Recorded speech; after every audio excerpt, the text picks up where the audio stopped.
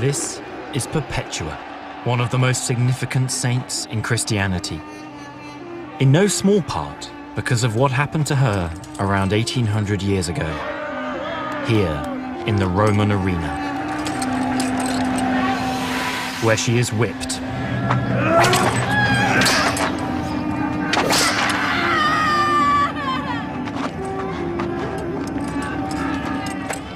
tortured by animals,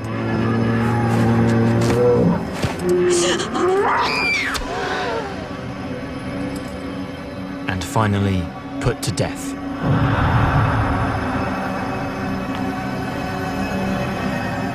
All for one reason. She is a Christian.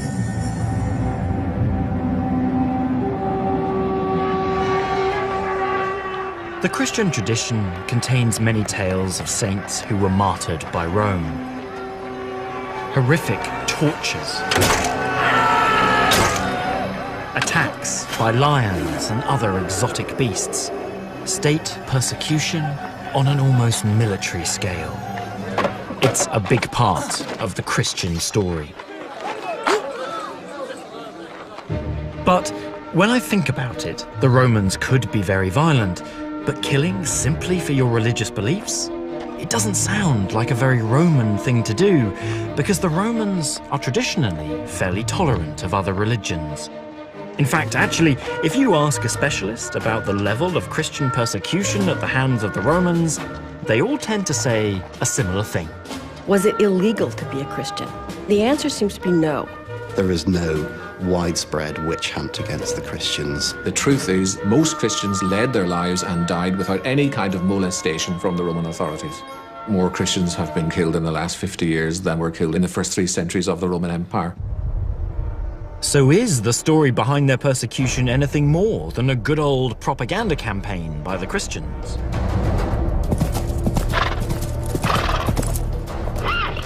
It is around 112 AD. An important letter is on a 1,000-mile journey across the empire. In Bithynia, in modern-day Turkey, the Roman local governor Pliny writes a letter to his boss, the Emperor Trajan, in which he asks his advice about how to deal with a relatively new cult in his province, the Christians. The emperor pens his reply, and the fate of its Christians begins a journey back to Pliny in Bithynia.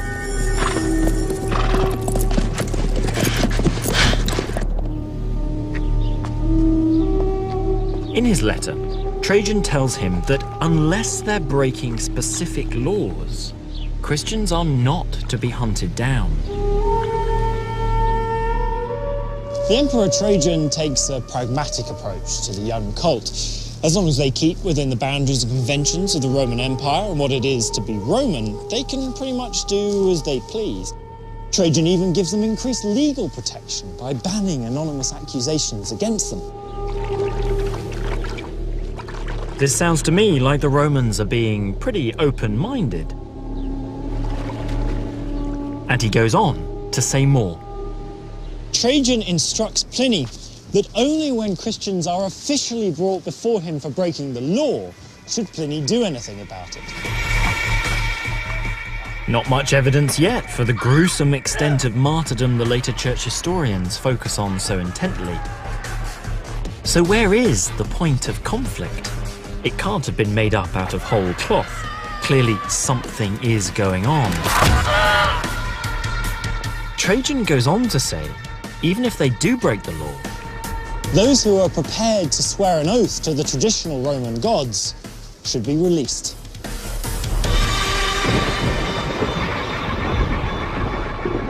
Finally, there it is, tucked away in the letter. Trajan tells Pliny that if they produce proof they're not Christian, they are not to be prosecuted. And just like the small print in a rental car agreement, the devil is in the detail. Because the proof Trajan wants is for them to venerate the traditional Roman gods in the time-honored way. Something the Christians are abjectly against. Sacrifice. often in public and very bloody. For Christians, the sacrifice of Jesus, that degrading death as the lowest of the low, was the ultimate blood sacrifice. Right from the inception of the movement, blood sacrifice was not to be part of it. Sacrifice is transactional. You give a gift to the god, in this case burnt bits of a freshly killed cow, and you hope to get favor in return. But Christians believe Jesus gave his life for the eternal forgiveness of our sins in return. It's the ultimate transaction.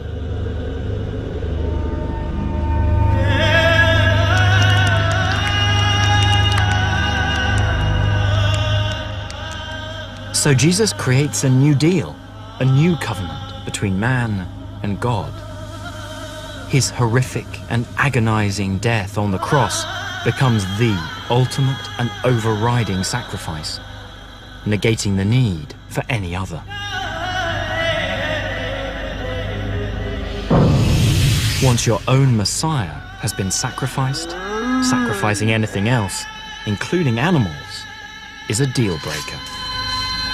And this applies right across the empire, from its furthest provinces into the heart of Rome itself.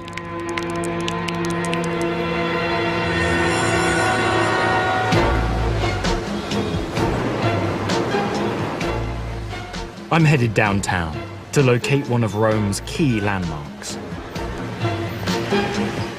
A monument built by Emperor Trajan, the same one who told Pliny not to persecute the Christians, on his return from a victorious military campaign.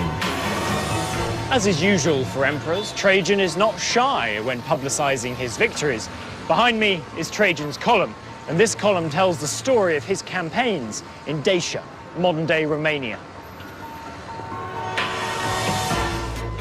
It is one of the best pictorial records we have of 2nd century military campaigns. The trouble is, I'm down here, and this best pictorial record is all the way up there. To analyze the images on the column more easily, we have to come across town, to the Museum of Roman Civilization.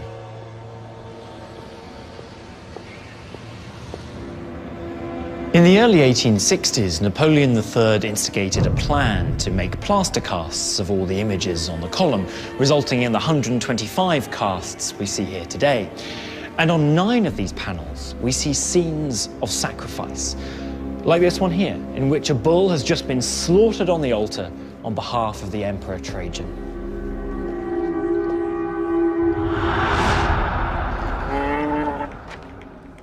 This cuts to the quick of the Roman world view. Simply put, the Romans believed that the gods oversee every aspect of their lives. The house, the army, construction, farming, government, you name it, at some point in the chain, a god is making it all tick over. And that's not helped by the fact that the gods are fickle and bad-tempered and need regular attention through sacrificing. So in a world where the gods are real, live amongst us, protect us, and are sometimes against us, sacrificing becomes an understandable necessity. It's as real-world and practical as building a wall or planting crops. It matters a lot. Now, Trajan's instruction to Pliny makes sense. Not sacrificing means far more than simply sparing a cow or two. It's antisocial, anti-Roman, and treacherous. You're calling the entire social order into question. So Trajan doesn't care whether the Christians are Christian or not. He simply wants them to honor the gods in the Roman way as well. Not for some religious idea or prejudice, but because that is what being part of the empire means. Roman family values, moral and religious codes, its law and order are not just intrinsically part of Roman society, they are intrinsically part of what it is to be Roman. And when the Christians do not embrace those ideals or values, They failed to embrace what it is to be Roman.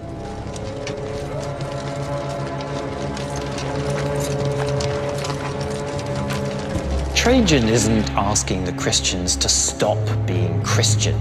He simply wants them to be Roman as well, to keep the system going with an odd sacrifice or two. Which, to anyone whose god hadn't already been sacrificed only 100 years or so earlier, might have been simple enough.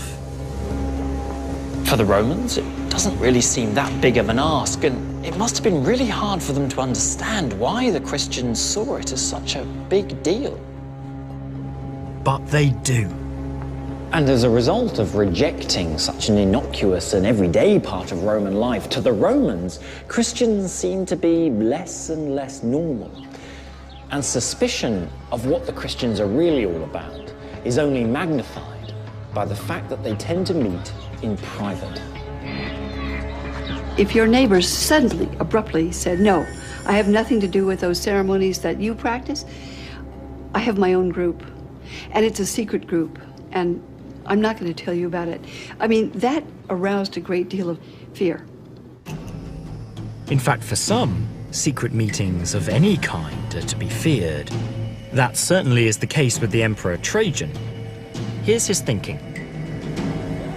The Roman Empire is a big place, comprised of many different nationalities under the control of Rome, but often against their will.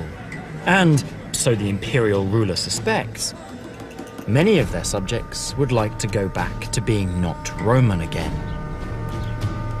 In short, to foment revolution.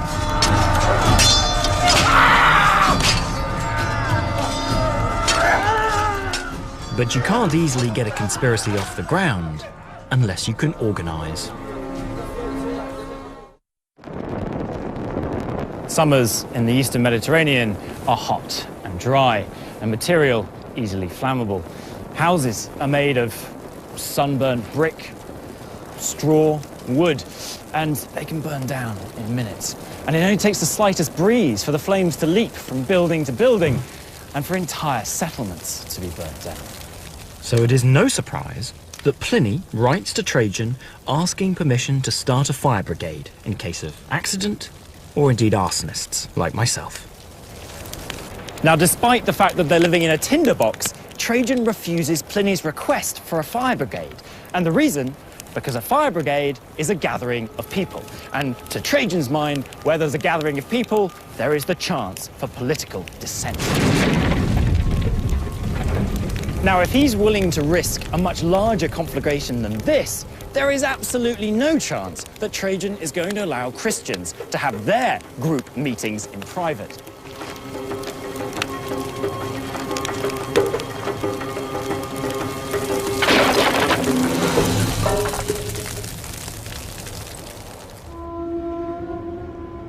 Despite the underlying distrust or even dislike of these strange creatures called Christians, at the beginning of the 2nd century AD, persecution is still rare. After all, the Roman default position is simply, does it break the law? And to top it all, where the emperor is taking action against people, say for meeting in private, it has nothing to do with the fact they are Christians. He doesn't want anyone to. It is beginning to look more and more like the Christians have over-exaggerated their persecution.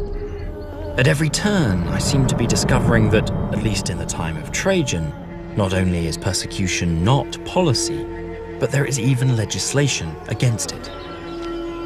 But legislation can't always change individual opinion. Some of them were very strong indeed, and this is going to turn up the heat. Around the 180s AD, a writer called Celsus describes what some Romans believe Christians are getting up to behind closed doors. It still makes for a salacious read.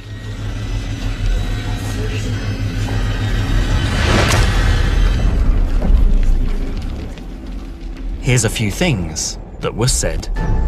What minister of evil demons can do such things by means of what incantations and magic. But it is consistent with the existence of magic and sorcery. Hands of certain presbyters belonging to our faith, barbarous books containing the names and marvelous doings of demons, but all that was calculated to injure human beings. Would indeed that all that is said by Celsus to devour the flesh of infants and give themselves without restraint to sexual intercourse with their women.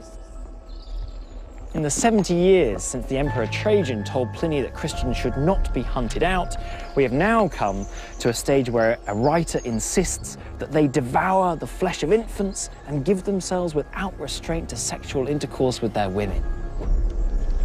Now, if Celsus is representative of even some Romans, then attitudes to Christians have changed dramatically. Outrageous as these accusations may have been, it is possible to understand why the Romans might actually have believed them. They may hear that Christians are calling each other brothers and sisters and exchanging the kiss of peace. They may hear that they are eating the body and blood of a god. Well, they may be cannibals. That this is why they're meeting in secret and why they're meeting at night. But the way Christians practice the rites of their religion is going to be a much deeper problem for Romans. One that cuts to the very core of what it is to be Roman itself.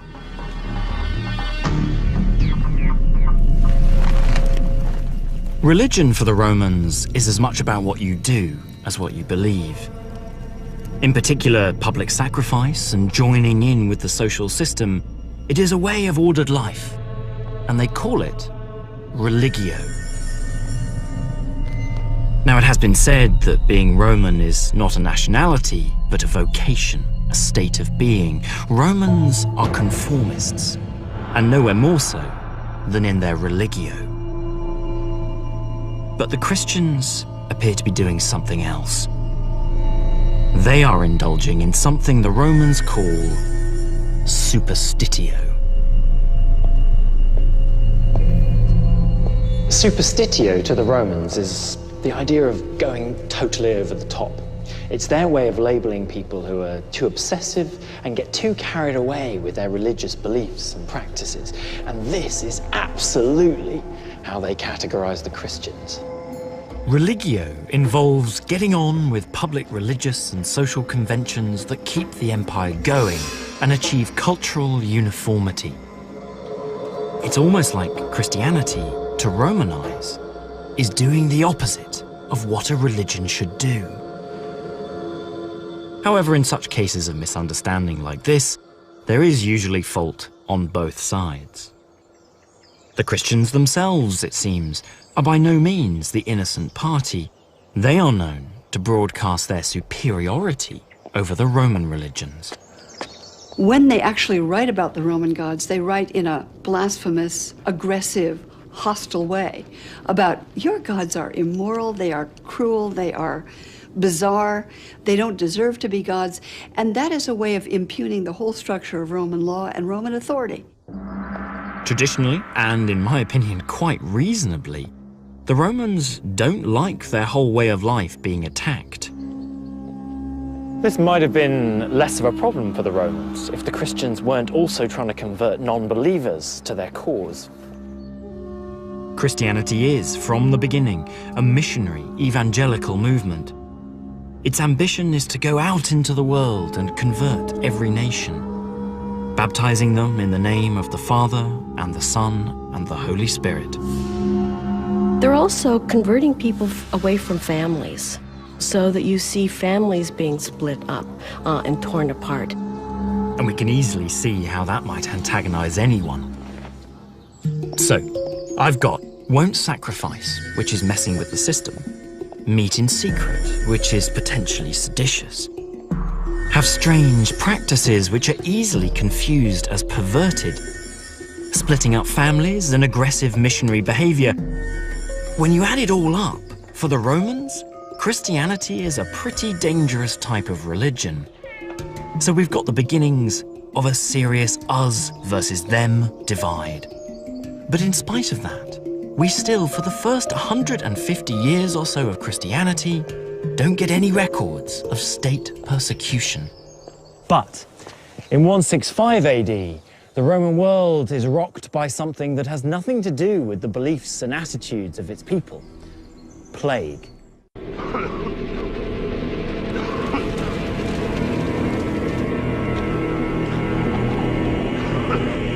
This plague, perhaps smallpox, spreads throughout the empire. It kills millions and millions of people. It is perhaps the worst epidemic in ancient history.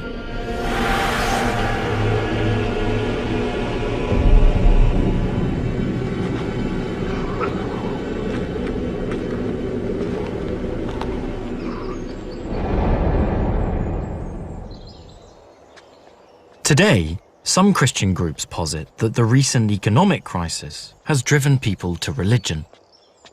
Now, if this is true, then perhaps a cataclysmic event such as the plague, which turned the whole social fabric of the empire on its head, might have had the same result back then. People were in deep need of social service networks, and it seems that earliest Christian communities were fairly effective at supplying social service networks. It may have been largely the poor giving to the poor in moments of need, but Christians seem to have done this fairly well. So during the plague years, Christianity seems likely to be spreading and growing. We're beginning to see Christians appearing in places where the elite are taking notice. We begin to see Roman citizens becoming Christians. This means that Christianity is going to be taken seriously in a different kind of way. Anyone, irrespective of race, class, or status, can become a Christian. And as their numbers grow, they become a more visible group. Christians as opposed to non-Christians, further exacerbating a culture of them and us, and along the way, making them an easy target. And I'm told there's some evidence in the French city of Lyon of exactly that happening.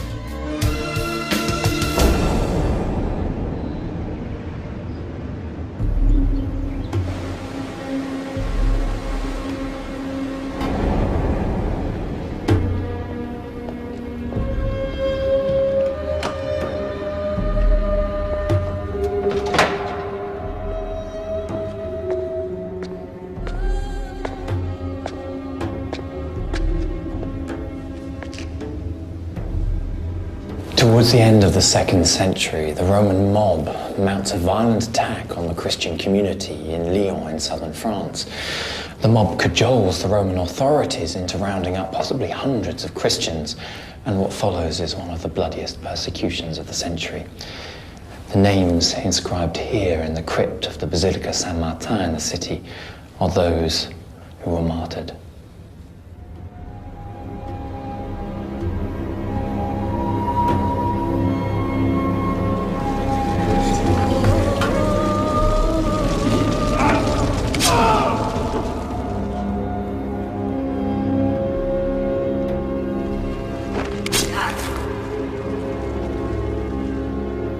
The setting for this monument leaves the casual visitor under no illusion that these people died for their faith. But did they? I want to know whether this was really what happened, or just an overlaid interpretation in later Christian histories. In the situation in Lyon, the Christians seem to be what we would call immigrants. You know, people who didn't belong. So there's a certain amount of tension there between the locals and the new folks, so to speak.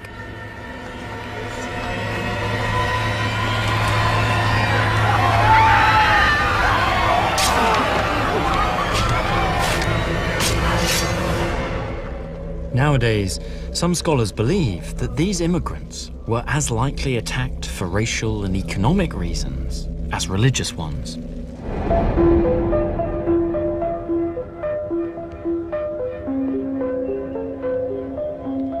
But whether or not these other factors played a part, the most common link between those who suffered and died was that they were Christian. And in response, the people turned to their community leaders, the clergy. And the man in charge in Lyon was a bishop named Irenaeus. This is what remains of Irenaeus' tomb. Around 1800 years ago, he is a prominent figure in the leadership of a small Christian community here in Lyon. His people are searching for answers to why they suffered such a massacre. He wants to see a sense of unity of the church behind the martyrs, to understand that their deaths have meaning. He puts a positive spin on the suffering, giving it a sense of purpose.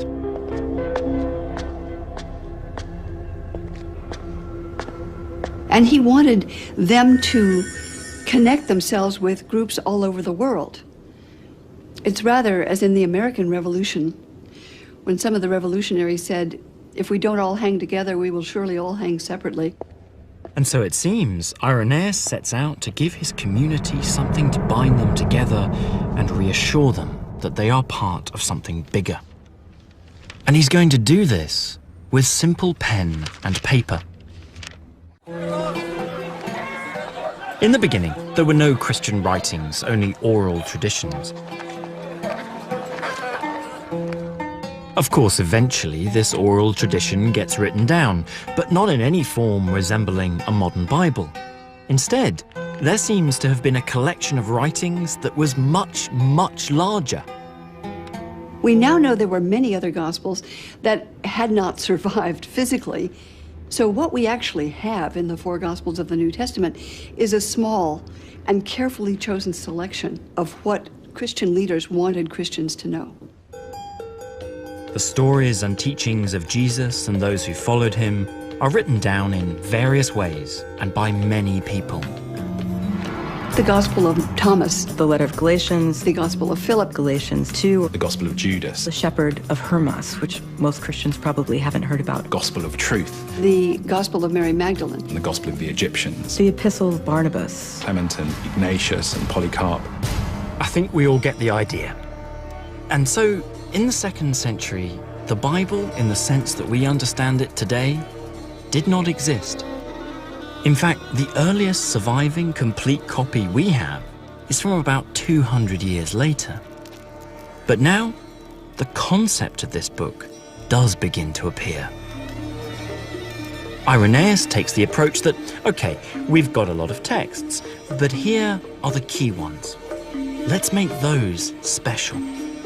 He is designing the core set of scriptures for Christians that will give form to Christianity at home and to believers everywhere, so that wherever they are from, they belong to a group with a set of codes to live by. Of course, I can see what's coming. As the list of approved texts gets refined, they start to coalesce into what will become the all-time best-selling book in history, the Bible.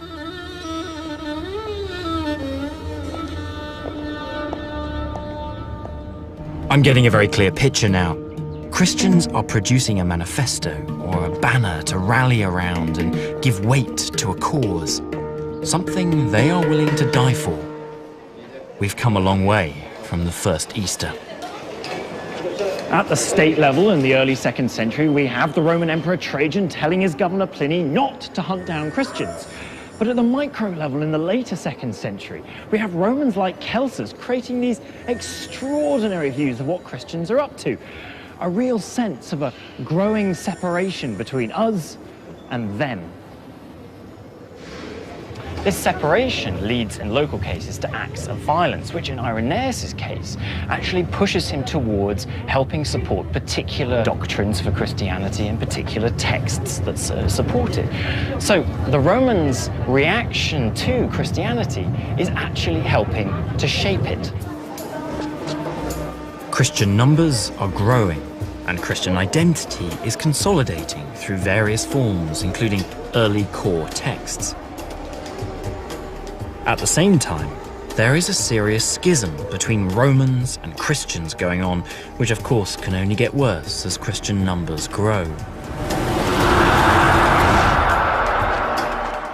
But still, we don't see widespread Roman persecution specifically and exclusively for being Christian.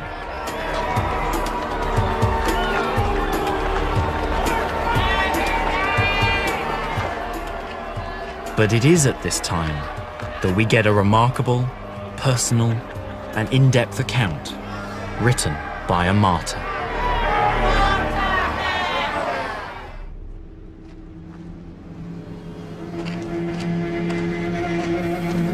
Just over 1800 years ago, 5 young Christians are brought into an arena much like this one.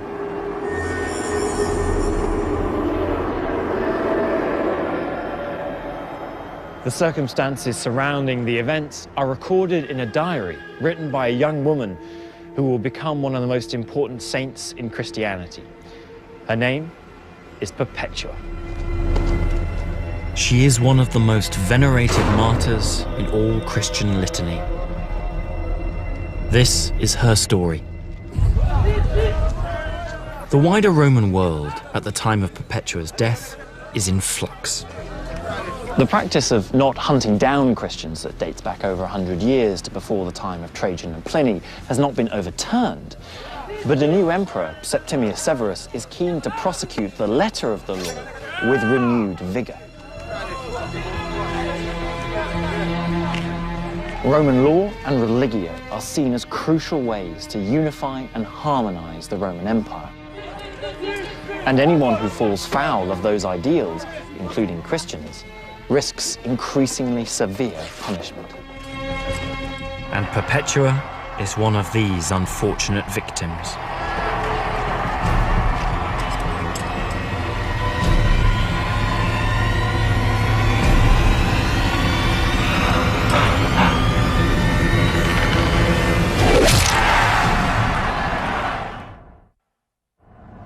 Perpetua is remarkable in many ways, not least because she writes a diary. Perpetua's diary does not tell us why she is arrested. Christianity is not illegal, so it can't be her faith. Perhaps it is because she refuses to sacrifice to the pagan gods. We just don't know. If it is a question of sacrifice, the governor has no choice. All citizens must perform their religio. He begs her to reconsider. Her father begs her to come home.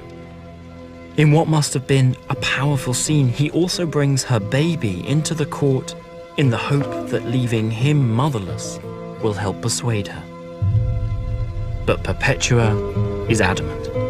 Nothing can change her mind. She will die.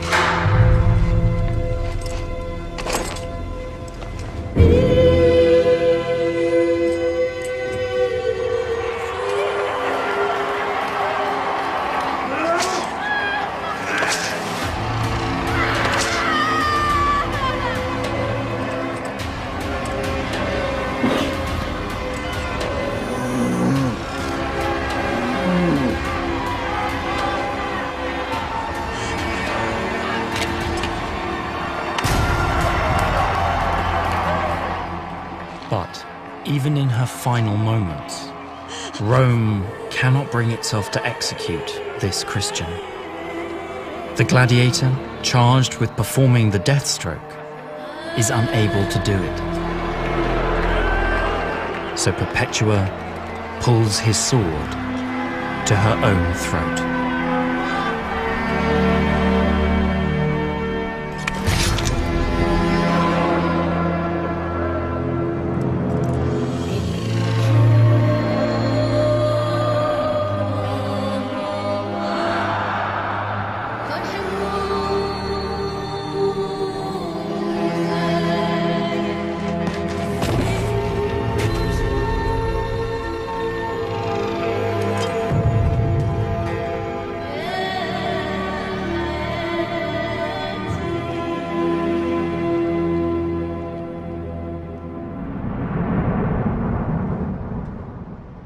Perpetua's story, while tragic, highlights a deep irony. At the same time as Christians appear to be praising and even desiring martyrdom, we notice a distinct reluctance on the part of the Romans to martyr them, because it's an embarrassing and very public display of anti-Romanness, anti-authority that the Romans, frankly, could really do without. There's a story told by the North African writer Tertullian, writing about a governor in Asia Minor called Arrius Antoninus, who was becoming quite impatient with the numbers of Christians who were offering themselves up to be martyred. And Tertullian records that this governor said to the Christians, if you really want to die, there are plenty of trees to go and hang yourselves from and plenty of cliffs to go and jump off. Just stop bothering me. This seems extraordinary. Some Christians are actively seeking martyrdom, actually trying to get themselves killed. At its extremes, Christianity is becoming a cult of self-sacrifice, with members proving their strength and faith by emulating their own Messiah, by suffering a horrific death. The Romans don't understand this at all. It seems crazy. Many Romans just wish the Christians would Shut up, get on with sacrificing, and let the empire and its citizens do what they do best, being Roman. So while Romans seem reluctant to martyr Christians, martyrdom is for some Christians the aim.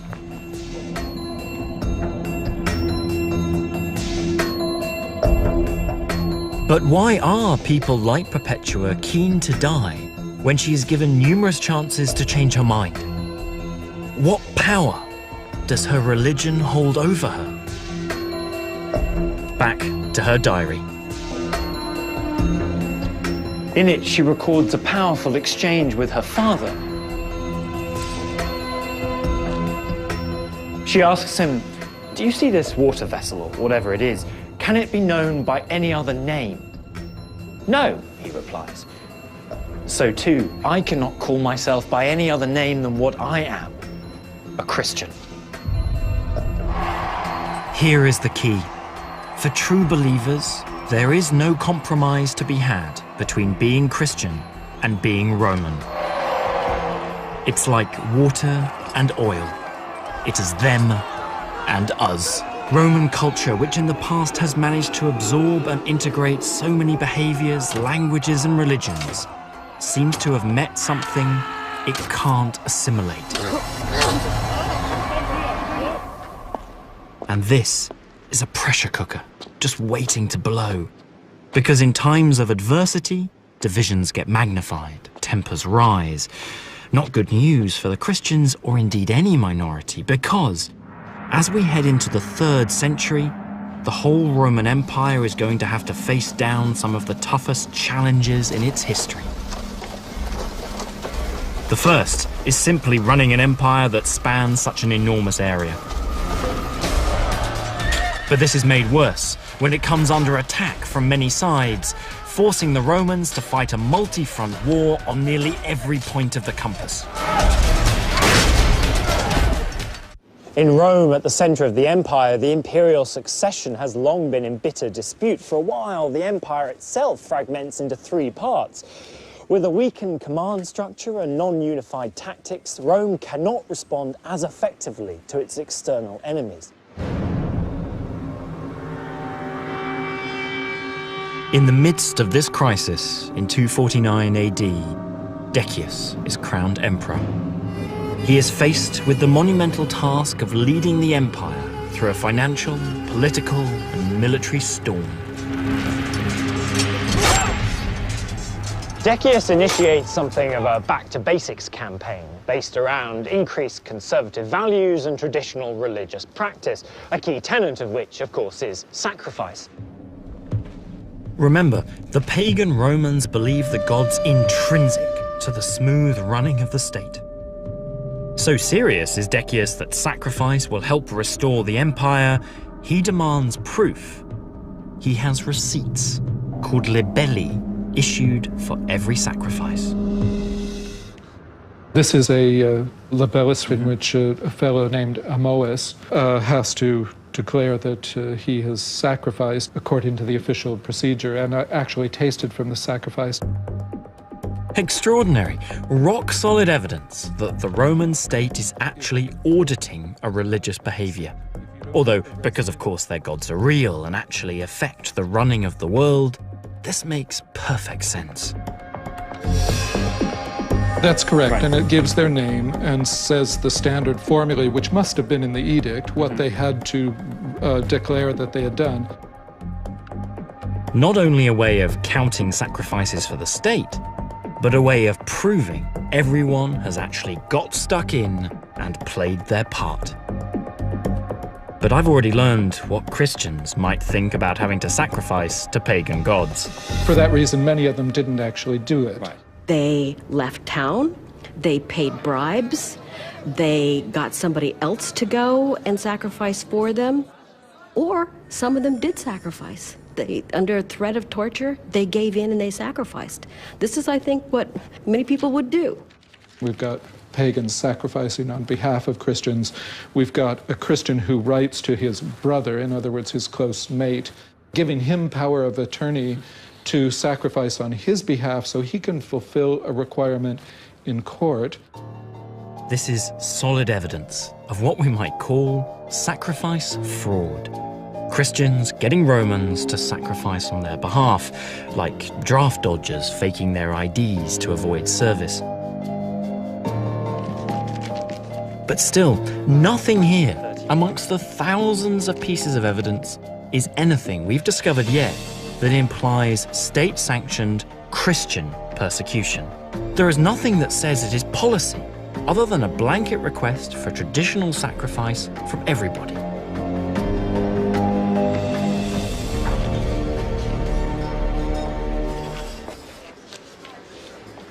In spite of all the mistrust I've discovered, I'm getting the sense you are still allowed to be Christian, as long as you are a Roman Christian, doing your bit to put the empire back in balance. Decius never required them to quit reading their scriptures or to quit meeting together or to quit believing what they believe. It was that he wanted them to sacrifice also. He wanted them to participate, in the social order of the Roman Empire. Although martyrdom, human sacrifice, becomes an essential part of the Christian story, in reality, it wasn't all that widespread. Instead, what we have are small numbers killed by Romans and a few who are in fact keen to sacrifice themselves. But together, They create a brand, the martyr. And just as today's big commercial brands are reassuring and comforting, so the cult of the martyr gave this new and fragile religion an anchor around which to build a sense of community, a unifying identity. And this identity forms a key part of a manifesto, which is going to be crucial in forming the church, with a capital C, into a political power in the decades to come. And Jesus' followers will no longer merely be Christians. Now they will be part of a political and religious force, Christianity.